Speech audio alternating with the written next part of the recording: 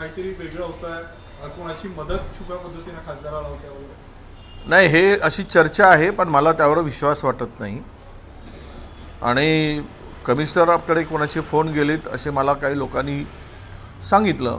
मला त्यावर माझ्याकडे पुरावा नसल्यामुळे किंवा माहिती नसल्यामुळे मी बोलणं ते उचित होणार नाही. पण काल संध्याकाळी 6 नंतर ऑफिस बंद झाल्यानंतर जर गटस्थापना होत असेल तर तो त्या आयुक्तांनी का निर्णय कसा घेतला तो आयुक्तांचा विषय आहे. त्यामुळे त्यात वादात पडण्याची माझी मुळीच इच्छा नाही. विजू काल काही नगरसेवक जे दुसऱ्यानंतर आले त्यांनी थेट आरोप केला की खासदारांचं भाजपासोबत संधान आहे, असे थेट आरोप केलेले. आता त्यांच्याकडे काही ती माहिती असेल तर मला माहीत नाही, पण माझ्याकडे अशी कुठली माहिती नाही आहे. त्यामुळे मी त्या आधारावर बोलणं, आता नगरसेवकांकडे काय माहिती आहे, बाकीच्या नेत्यांच्याकडे काही माहिती असेल त्या आधारावर ते बोलत असतील.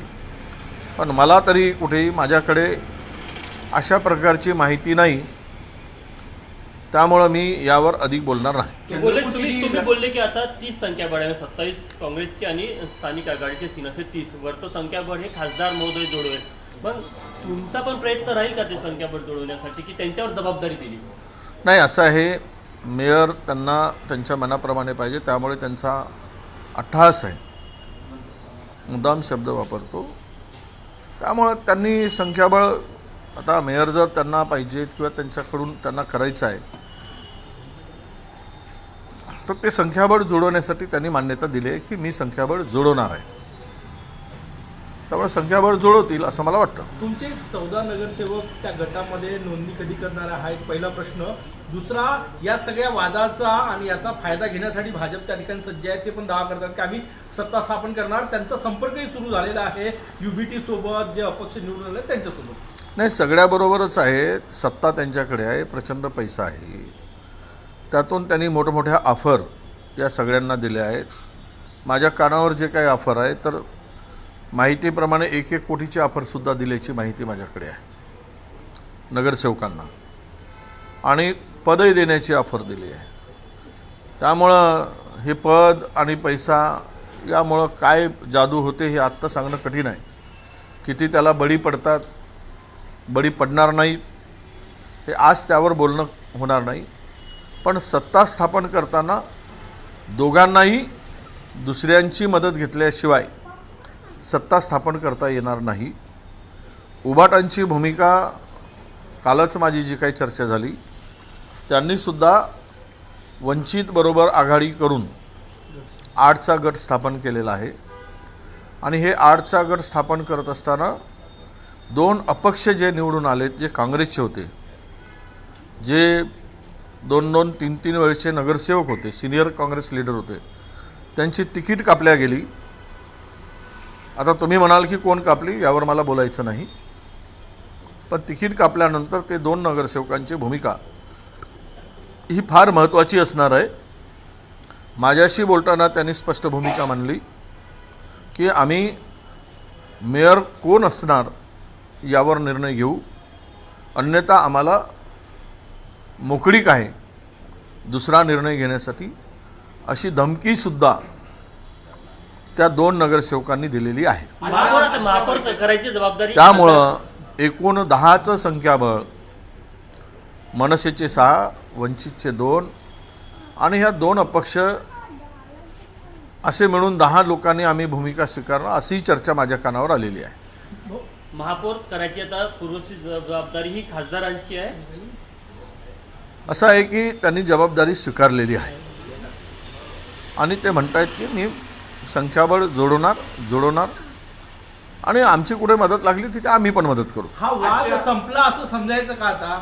मला तरी वाटतं की आत्ता तरी या वादावर पडदा पडलेला आहे. हायकमांडच्या सूचनेनुसार प्रभारी आणि प्रदेशाध्यक्ष यांच्याबरोबर झालेली झूम मीटिंग आत्ताच पार पडली आणि त्यामध्ये या वादावर पडदा पडला असं मी मानतो. काल नंतर आलेले जे नगरसेवक जे होते त्यांची एक मांडणी होती की किती दिवस ही संयमित भूमिका राहणार, त्यावरून त्यांची चर्चा सुरू होती. त्यांच्यातली खतखत त्यांनी व्यक्त करून दाखवलेली आहे. नाही, असं आहे, स्वाभाविक आहे, पण नेता म्हणून संयमी भूमिका ठेवावी लागते. मी पार्टीचा महाराष्ट्रातील एक प्रमुख नेता आहे.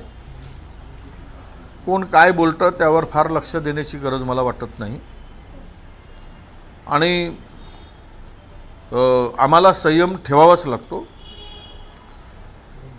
आम्हाला कोणी जर अबे म्हटलं तर त्याला आम्ही कार्य म्हणू शकत नाही. शिवी ऐकून आम्ही पुढे जाऊ, कारण नेता म्हटल्यानंतर हे आरोप होत असतात.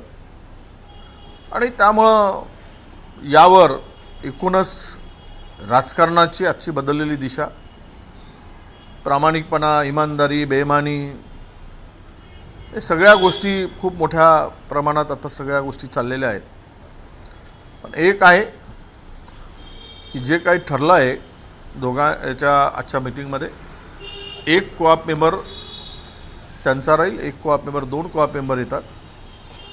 आणि ह्या मिनिट्सचे मीटिंगसुद्धा होतील. मीटिंगमध्ये जे ठरलं आहे त्या पद्धतीनं चंद्रपूरचा महापौराचा प्रश्न सुटेल. जो गटनेता निवडला गेला तो आता तुम्हाला मान्य आहे का? जो गटनेता काल निवडला गेला तो तुम्हाला मान्य आहे का? आता यापूर्वी पण ठरलं होतं, पण खासदार धानोरकर यांनी ते ऐकलेलं नाही, म्हणून आता ऐकेल याची काही गॅरंटी आहे का? नाही, आता तुम्ही जो प्रश्न केला खासदार धानोरकर ऐकणार नाही ऐकणार, तो आता हायकमांडच्याकडे चेंडू आहे. ऐकतील नाही ऐकतील हायकमांडचं ते त्यांनी ठरवायचं आहे. मला तर हायकमांड जे सांगतील ते मला मान्य आहे, कारण मी पक्षाचा शिपाई आहे. गेली 25 वर्ष मी पक्षात काम करतो आहे, 24 वर्ष. त्यामुळे या 23-24 वर्षामध्ये एक प्रामाणिक कार्यकर्ता म्हणून काम केल्यामुळे या पदापर्यंत मी पोहोचलो आहे. मला पद, सत्ता महत्त्वाची वाटत नाही, मला पक्ष महत्त्वाचा वाटतो. आणि पक्षासाठी 2 पावलं मागे जाण्याची माझी तयारी आहे, म्हणून ही भूमिका मी स्वीकारतो. सुधाकर अडबाले तुम्हाला गटनेता तुमचा मान्य असेल का? सुधाकर अडबाले जो गटनेता निवडला तो मान्य आहे का? सुधाकर अडबाले नाही, सुरेंद्र अडबाले आहे. आता प्रदेशाध्यक्षांनी जर तो निर्णय घेतला असेल तर तो निर्णय आम्हाला मान्य राहावा लागेल आणि आम्ही मान्य करू. हो, महाराष्ट्र सदन घोटाळ्यामध्ये छगन भुजबळ यांना क्लीन चिट मिळालेली आहे. नाही, जे जे भाजपसोबत आहेत त्या सर्वांना भविष्यात क्लीन चिटच मिळत जाणार, कारण भाजपची खूप पॉवरफुल मशीन आहे. ज्या मशीनमध्ये जे घुसतात ते स्वच्छ होऊन निघतात. हे आत्तापर्यंत प्रूव्ह झालेलं आहे. आणि त्यामुळं यात काही नवीन आहे असं मला वाटत नाही. जे 2.5 वर्ष त्यांचे जेलात गेले त्याची भरपाई कशी होणार, त्याची जबाबदारी कुणाची असणार, जे आरोप करून ज्यांना टाकलं आहे त्यांची काही नैतिक जबाबदारी आहे की नाही यावरही जनता विचार करेल. हो, अकोल्यामध्ये महाविकास आघाडीत फूट पडलेली आहे. शरद पवार गट हा भाजपसोबत गेलेला आहे, त्यामुळे भाजपचा महापौर आता अकोल्यात मिळते जवळपास स्पष्ट झालं नाही. म्हणून म्हणतो आता काय बोलावं, कोण कुठे जाईल, कोण काय करेल. त्यामुळे आज तरी राजकारणाची 2014 पासून ऐशी तैशीच झालेली आहे. ना आयडिओलॉजीवर विचार पुढे पक्ष चालतो आहे, ना वैचारिक अधिष्ठान राहिलं आहे, वैचारिक प्लॅटफॉर्म राहिला आहे. सत्ता, संपत्ती, दलाली, ठेकेदारी हेच आता राजकारणाचं समीकरण होऊन बसलं आहे. हे देशासाठी, जनतेसाठी फार दुर्दैवाची गोष्ट आहे असं मी मानतो. आणि जे काही अकोल्यात झालं आहे किंवा इतर ठिकाणी होते आहे, हे राजकारणाचं किंवा राजकीय, वैचारिक, सामाजिक सर्व दृष्टीनं अधपतन होताना मला दिसते आहे. त्याचा एंड काय होईल तर जनतेचा एक दिवस राजकीय लोकांच्या संदर्भात असलेला राग रस्त्यावर येईल आणि त्यावेळेस याचं उत्तर देताना लोक जे राजकारणात हे धंदे करून पुढे आले त्यांना अडचणीचं ठरेल असं मला वाटतं. भाऊ, मुंबईमध्ये भाजप आणि शिंदे सेनेची गटनोंदणी न झाल्यामुळे महापौर पदाची निवडणूकच पुढे ढकलण्याचा निर्णय घेण्यात आलेला. पहिले 31 जानेवारीला महापौरांची निवड होणार. सत्ता त्यांच्याकडे आहे. समीकरणं जोडल्याशिवाय ते करणार नाहीत. त्यामुळं तारखा पुढे ढकलणं काय, मागे घेणं काय, कारण निवडणूक आयोग हा आता नाम मात्र राहिलेला आहे. त्यांना स्वतःची भूमिकाच राहिली नाही. सत्ताधारी ठरवतात तीच भूमिका निवडणूक आयोगाची असल्यामुळे समीकरणं सत्तेचे जुळल्याशिवाय निवडणुका होणार नाहीत, हे यातून आता दिसलेलं आहे. आज जी मीटिंग झाली भाऊ, त्या मीटिंग मध्ये एक पाऊल तुम्ही मागे घेतलं, खासदारांनी एक पाऊल मागे घेतलं, काही समज देण्यात आली आणि काल जो प्रकार झाला त्या संदर्भात जबाबदार कोणाला ठरवण्यात आलं, काय ठरलं आजच्या बैठकीत? नाही असं आहे की मी एक पाऊल मागे घेतलं, दुसरे कोणी मागे घ्यायला तयार नाही. नेता म्हणून मलाच मागे घ्यावं लागतो आणि मी घेत राहील पक्षासाठी. कारण जे काही आहे, वाईट दिवस असू देत, चांगले दिवस असू देत, आज पक्ष हा फार वाईट स्थितीतून चाललेला आहे. अशा स्थितीमध्ये फार काही कठोर भूमिका घेऊन पुन्हा पदरात काही अधिक पाडून घेण्यापेक्षा ठीक आहेत, कार्यकर्त्यांच्या भावना या तीव्र आहेत. आता त्या निवडणुका होतील त्यावेळेस त्यांच्या भावना ते प्रगट करतील, त्या भावना बोलून दाखवतील.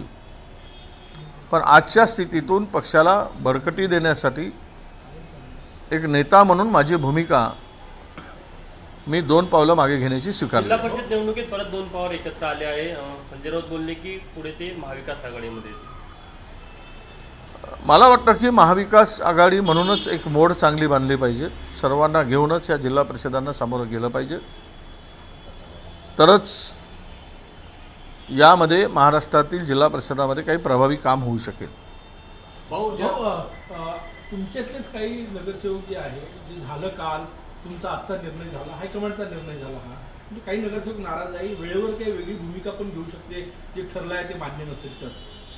नाही, आम्ही त्यांची समजूत घालू आणि समजूत घालून त्यावर नक्की उपाय करू. हे बघा, महापौरपद मिळवणं ही काही आमच्याकडे पूर्ण क्लिअर मेजॉरिटी आहे अशातला भाग नाही. त्यामुळे यामध्ये तोडगा काढत असताना किंवा मार्ग काढत असताना मध्यम मार्ग काढावा लागतो आणि अशा स्थितीत आम्हाला त्यांची समजूत घालावी लागेल. आम्ही समजूत घालू. पण आमच्याकडे असलेली सर्व जी काही मंडळी आहेत ती वैचारिक सामाजिक बांधिलकी असलेली आहे, आयडिओलॉजीशी जुळलेली आहे, बहुजन समाजातून निवडून आलेली मंडळी आहेत. त्यामुळे मला कुठेही अशा प्रकारची चिंता वाटत नाही.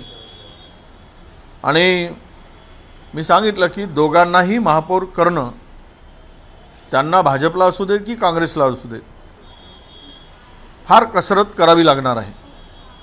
कारण ज्या लोकांचा गट झाला आहे 10 लोकांचा, त्यावर सत्तेचे समीकरणं आता स्थिर झाले आहेत.